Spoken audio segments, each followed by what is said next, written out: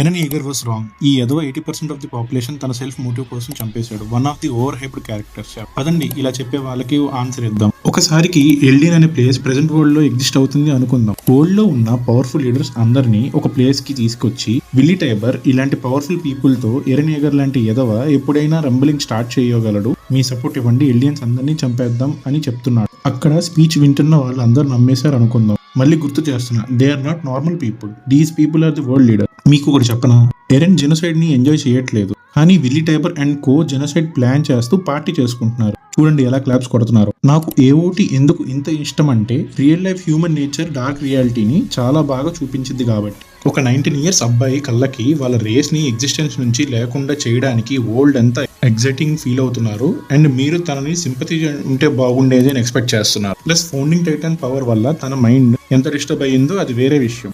ఈ reel specially వాళ్ళకి share చేయండి ఎవరైతే ఎరెన్ ని కైండ్ మెయిన్ క్యారెక్టర్స్ తో కంపేర్ చేస్తారు. ఎరెన్ హార్ట్లెస్ క్యారెక్టర్ కాదు, ఏఓటి యూనివర్స్ మొత్తంలో హెల్ప్లెస్ క్యారెక్టర్. మరిన్ని ఇంట్రెస్టింగ్ యానిమే విషయాలు తెలుసుకోవడానికి యానిమీ దాస్ ని ఫాలో అవ్వండి.